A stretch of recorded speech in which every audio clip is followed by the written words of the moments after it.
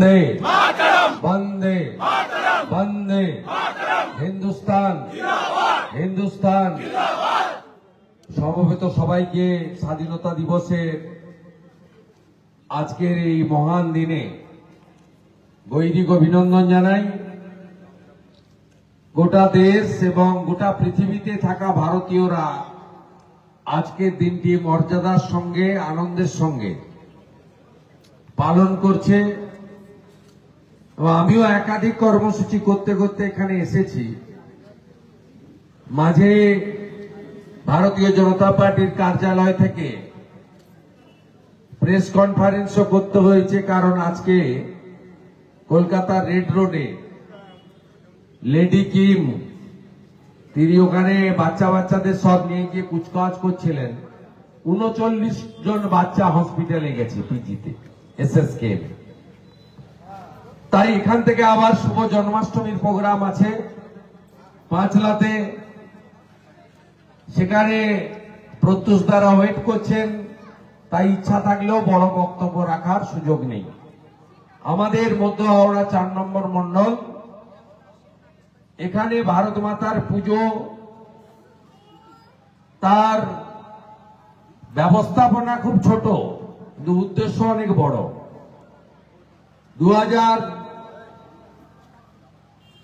২ বছর আগে এখানে ভারত মাতার মূর্তি ভেঙে দেওয়া হয়েছিল এবং আমাদের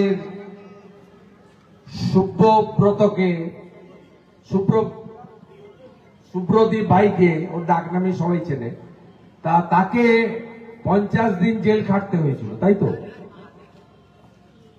এবং ভারত মাতার পুজো হাওড়াতে, যে হাওড়া আমাদের সবচেয়ে প্রাচীন শহর, যে হাওড়া থেকে অনেক স্বাধীনতা সংগ্রামীরা গোটা দেশকে দিয়েছেন। একটা সময় ঋষি বঙ্কিমচন্দ্র যে হাওড়াতে দীর্ঘদিন ধরে তার অনেক কাজের নজির এই এলাকাতে আছে। তার বাইরেও ভারতীয় জনতা পার্টির একাধিক রাজ্য সভাপতি হাওড়া দিয়েছে। সুকুমার বন্দ্যোপাধ্যায়, অসীম ঘোষ, যিনি আবার সম্প্রতি হরিয়ানার রাজ্যপালেরও দায়িত্ব পেয়েছেন। সেখানে ভারত মাতার পুজো করা যাবে না, বন্দে মাতরম বলা যাবে না, জাতীয় পতাকা নিয়ে তেরঙ্গা যাত্রা করা যাবে না, এমন একটা পরিস্থিতি ছিল। যদিও আজকে পরিস্থিতি বদলেছে। এত মানুষ কোন রাজনৈতিক দল আনেনি, আপনারা স্থানীয় অধিবাসীরা বেরিয়ে এসেছেন আজকে ভারত মাকে প্রণাম করতে, আমাদের ২-৪টা কথা শুনতে এবং রাষ্ট্রবাদ, দেশপ্রেম, জাতীয়তাবাদ তাকে আরো বেশি সমৃদ্ধ করার জন্য। আমি আয়োজক মন্ডলের সমস্ত কার্যকর্তা, বিশেষ করে আমাদের দিদি এবং বোনেরা, তাদেরকে ধন্যবাদ জানাবো যে তারা সীমাবদ্ধ ক্ষমতার মধ্যে অনেক বাধা বিপত্তির পরেও এই আয়োজন এবং আজকের এই অনুষ্ঠানটি করেছেন। আমি ধন্যবাদ জানাবো আমাকে এখানে আসার ক্ষেত্রে মূল যিনি অনুপ্রাণিত করেছেন, মণিমোহন ভট্টাচার্যকে, যিনি আমাদের প্রাক্তন সভাপতি, রাজ্যের নেতৃত্ব, আমাদের মধ্যে প্রাক্তন সাংসদ সম্মানীয় অর্জুন সিংদা রয়েছেন, আমার কলিগ রাজ্যের সম্পাদক হাওড়ার ভূমিপুত্র উমেশ রায়জি রয়েছেন এবং আরেকজন পরীক্ষিত নেতা যাকে দল রাষ্ট্রবাদী প্রচার করার জন্য হাওড়াতে দায়িত্ব দিয়েছেন, গৌরাঙ্গ ভট্টাচার্য মহোদয় রয়েছেন।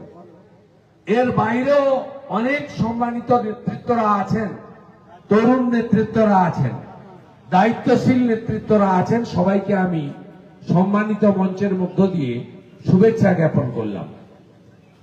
আমরা এখানকার প্রত্যেকটি জাতীয়তাবাদী কর্মীকে আমি শুধু এই কথাই বলতে চাই যে আমাদের পশ্চিমবঙ্গ না বাঁচলে বিকশিত ভারতের লক্ষ্য পূরণ হবে না। পশ্চিমবঙ্গে রাষ্ট্রবাদী সরকার স্থাপন না করলে নরেন্দ্র মোদীজির নেতৃত্বে বিজয়ের যে অশ্বমেধের ঘোড়া এগিয়ে যাচ্ছে সেই বৃত্ত সম্পূর্ণ হতে পারে না। কারণ ডক্টর শ্যামাপ্রসাদ মুখার্জি 1947 সালের 15ই আগস্টের আগে 20 জুন যখন মোহাম্মদ আলী জিন্নাহ বলেছিলেন আমার কলকাতা চাই, অবিভক্ত বাংলা দিতে হবে, তখন দুজন রুখে দাঁড়িয়েছিলেন। একজন স্বামী প্রণবানন্দ, ভারত সেবাশ্রম সংঘের প্রতিষ্ঠাতা, আরেকজন ডক্টর শ্যামাপ্রসাদ মুখার্জি। এরা বলেছিলেন আমরা হিন্দু মেজরিটি, আমরা ভারতে থাকবো, ওখানে যাব না।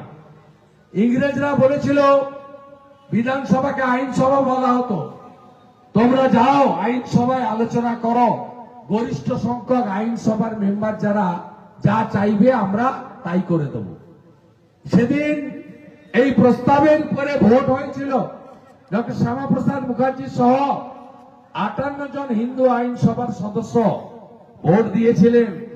আমরা অস্বীকার করব না, এই সংখ্যার মধ্যে জ্যোতিবাবু ছিলেন।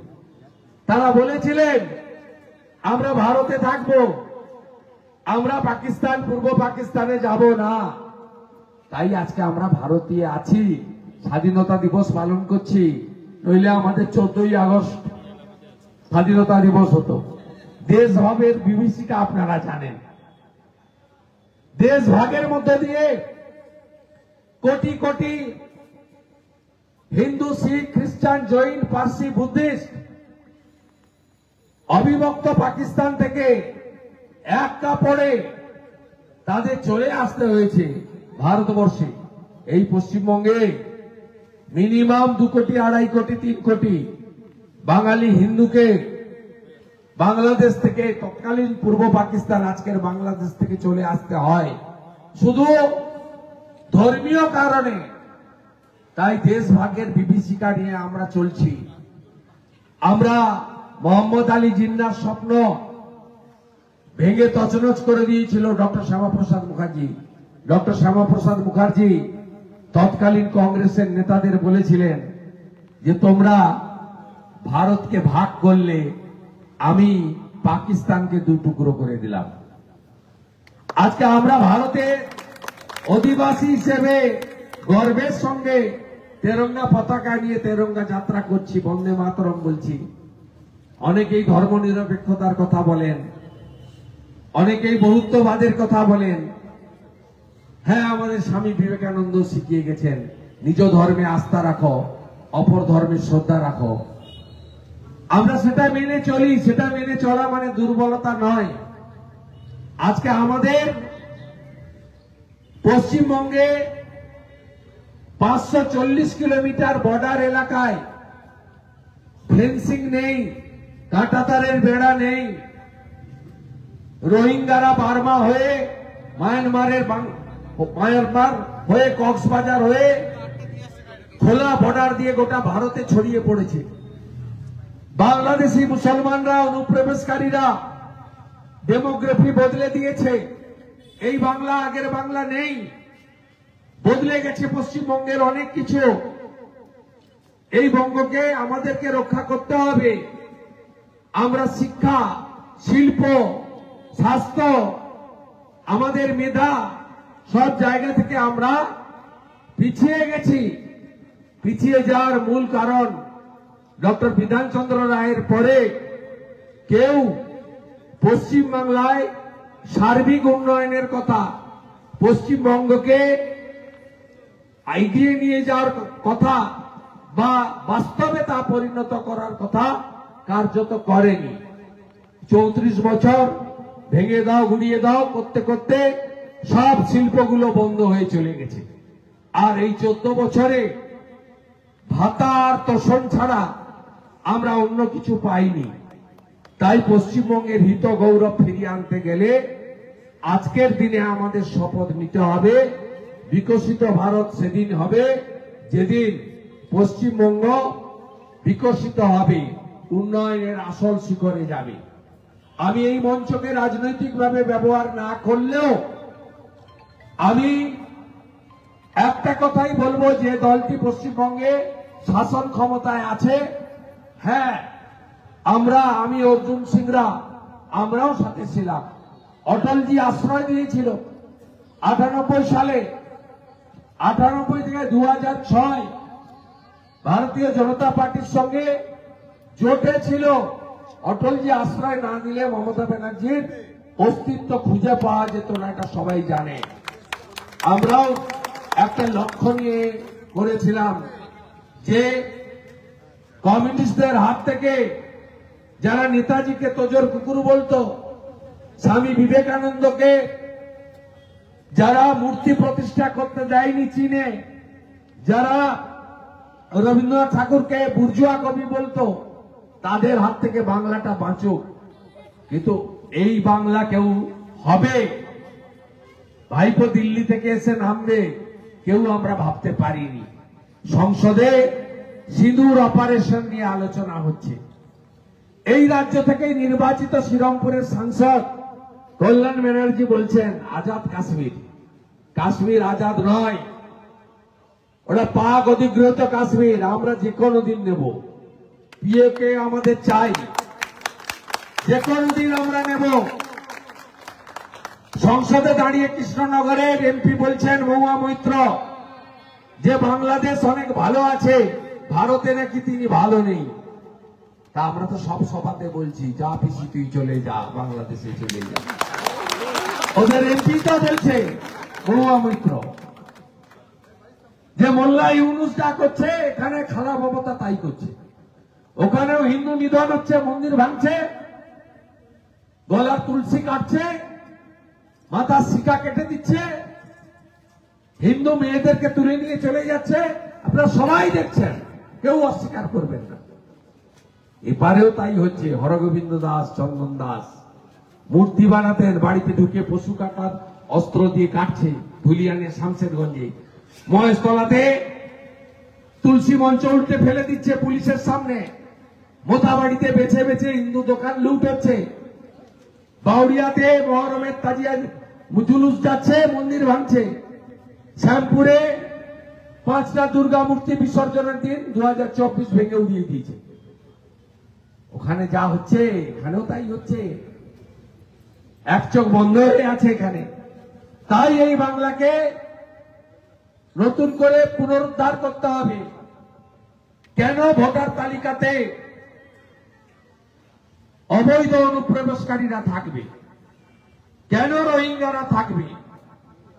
আজকে নরেন্দ্র মোদীজি বলেছেন অবৈধ অনুপ্রবেশকারীরা আমাদের কন্যা, আমাদের বোনদের উপরে অত্যাচার করছে, লাভ জিহাদের নামে জমি দখল করছে, আদিবাসীদের জমি দখল করছে, ডেমোগ্রাফি পরিবর্তন হচ্ছে। আজকে প্রধানমন্ত্রী লালকেল্লা থেকে বলেছেন অবৈধ অনুপ্রবেশকারী হাঁটাবো, ডেমোগ্রাফি নিয়ে বিশেষ সমীক্ষা আমি চালু করব। নরেন্দ্র মোদীজি বলেছেন শ্রীকৃষ্ণ জন্মাষ্টমীর প্রাক্কালে সুদর্শন চক্র দিয়ে গোটা ভারতের যত আস্থার জায়গা আছে, যত রেলপথ আছে, যত বিমান পথ আছে, যত আমাদের সমুদ্র বন্দর আছে, বেসামরিক প্রতিষ্ঠান আছে, তাকে আমি রক্ষা করব। তিনি নাম দিয়েছেন সুদর্শন চক্র, সুরক্ষিত ভারত। আজকে আমাদেরকে প্রধানমন্ত্রীর হাত শক্তিশালী করতে হবে, এগিয়ে নিয়ে যেতে হবে ভালো করে। 540 কিলোমিটার বর্ডারে জমি দেয়নি রাজ্য সরকার। আরেক ধাপে গিয়ে এক এমএলএ মানিকচক তিনি বলছেন মালদাতে দাঁড়িয়ে, বলছে জঙ্গিরা ভালো, পর্যটকদের খুন করতে পারে না। মাননীয়া সাবিত্রী মিত্র মহোদয়া, আপনি একটু চলে যাবেন বিটার অধিকারী স্ত্রীর কাছে। যেদিন পাহেলগাম থেকে দেহটা এসেছিল বিটার অধিকারী, এয়ারপোর্টে আমি ছিলাম। 2.5-3 বছরের ফুটফুটে বাচ্চাটাকে আমার কোলে দিয়ে দিয়েছিল, আর বলেছিল আমার স্বামী কলমা পড়তে পারেনি, হিন্দু বলে খুন করা হয়েছে। আমরা যখন বললাম আমাকেও মারো, বাচ্চাটাকেও মারো, বললো তোরা মোদিকে গিয়ে বলবি আমরা খুন করলাম, মোদি বাবাকে গিয়ে বলবি। এই ভাষা পর্যটক জঙ্গিরা বলেছিল পর্যটকদেরকে। একইভাবে সমীর গুহ বেহালা তার স্ত্রী প্রকাশ্যে বলেছেন হাতে ডোর ছিল। হিন্দুরাই যে বিপত্তারিণী পুজো গেল কয়েকদিন আগে, সবাই হাতে ডোর লাগান। সমীর গুহ স্ত্রী বলছে যে শুভেন্দু ভাই দাদাকে খুন করে দিল, হাতে ডোর ছিল বলে। আর আমাদের ইন্ডিয়ান আর্মি 100 কিলোমিটার ভিতরে ঢুকে মাসুদ আজহারের বংশকে নির্বংশ করে দিয়ে চলে এসেছে। এটাই নতুন ভারত, শক্তিশালী ভারত। আগে অর্থনীতিতে ছিলাম 12, এখন আমরা হয়েছি 4। আগামী দিনে নরেন্দ্র মোদীজির নেতৃত্বে ভারত বিশ্বগুরু হবে, ভারত বিকশিত ভারত হবে এবং পশ্চিমবঙ্গ এই বৃত্তের বাইরে যাবে না। যদি উড়িষ্যা, দিল্লি, হরিয়ানা, মহারাষ্ট্র সবাই একই পথের প্রতীক হয়, পশ্চিমবঙ্গ কেন হবে না? ভাবুন, ঐক্যবদ্ধ হন, সাহসী হন। এই মন্ডল প্রেসিডেন্টের মতো যত অত্যাচার করেছে, সুযোগ যদি আসে বদলও হবে, বদলাও হবে। ভারত মাতা কি, ভারত মাতা কি, বন্দে স্বাধীনতা দিবস কি, জাতীয় পতাকা কি, বন্দে বন্দে বন্দে বন্দে।